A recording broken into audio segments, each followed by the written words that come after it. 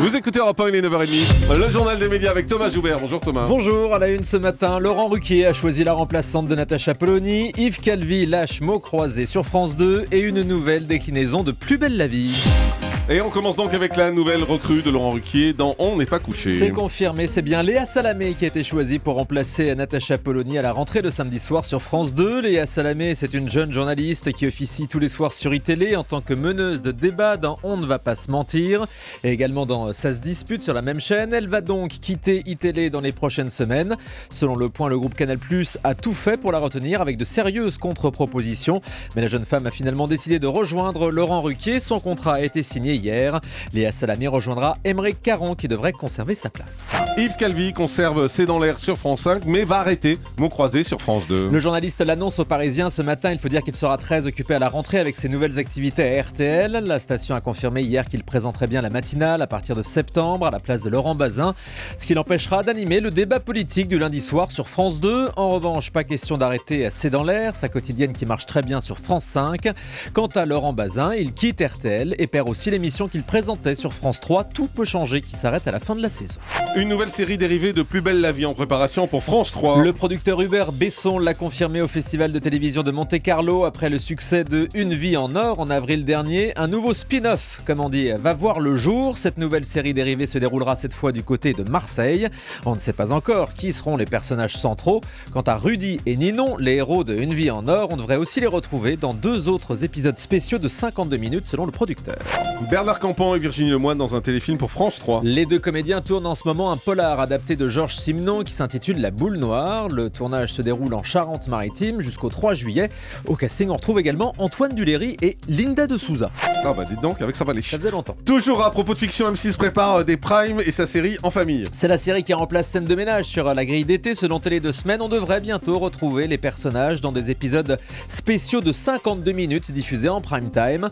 Mais contrairement à Scène de ménage, ce ne sera pas une succession de sketchs, mais une histoire complète à chaque épisode. Et pour l'occasion, En famille devrait aussi accueillir des guests. Et puis Christina Cordula parle de sa nouvelle émission sur M6. Après un nouveau look pour Une nouvelle vie et les reines du shopping, Christina Cordula présentera Coups humains à la rentrée sur M6. C'est un concours de couture qui sera diffusé en prime time. Ça s'annonce évidemment de couture en prime time. Couture en prime. Ah, ils ont pas peur. Dis donc. Ouais. Bon, ce sera magnifique. Ah oui, c'est ça. Écoutez Christina Cordula sur le plateau du Buzz TV Magazine. C'est une compétition de couture, c'est-à-dire que tout le monde va apprendre à changer un vêtement, à changer un t-shirt en robe. Tous les jours, il faut faire des choses différentes. Et à la fin, bien évidemment, il y a un gagnant.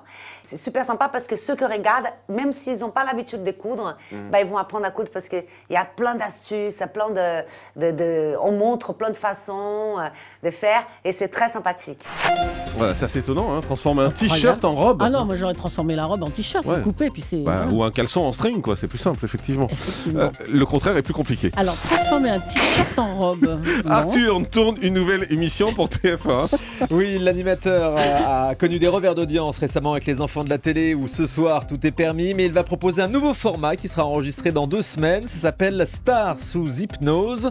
On devrait voir ça cet été sur TF1. L'hypnotiseur Mesmer proposera des séquences à grand spectacle où les invités se réveilleront sans savoir ce qui leur est arrivé. Un peu comme vous avec les infos en fait, c'est ça, c'est pareil. Oh, bah, qu'est-ce qui se passe? Je suis à l'antenne et je me réveille en même temps. Le réalisateur Jérôme Revon revient sur les cérémonies du débarquement. Ce grand réalisateur de télévision avait été choisi pour mettre en image les cérémonies du 70e anniversaire du débarquement vendredi dernier. Il a réussi à saisir cette image qui a fait le tour du monde, l'échange de regards entre Barack Obama et Vladimir Poutine alors que les 2 dirigeants refusaient de se parler. Interrogé par Renaud Revel de l'Express, Jérôme Revon explique qu'il n'avait pas ressenti une telle émotion en 30 ans de carrière. En revanche, il regrette d'être resté un peu trop longtemps sur cette image. Selon lui, Barack Obama s'en est même agacé en découvrant la retransmission sur un écran géant. On termine avec le chiffre du jour. $1 million, ce sera la récompense d'une nouvelle télé-réalité aux États-Unis qui va partir à la recherche de la nouvelle star du porno. Oula. Dans The Sex Factor, les candidats et candidates vont s'affronter pour tenter de remporter un contrat dans l'industrie du X. Ils seront départagés par un jury de professionnels. The Sex Factor sera diffusé exclusivement sur Internet. Merci beaucoup Thomas Joubert. Le grand direct des médias, Jean-Marc Morandini.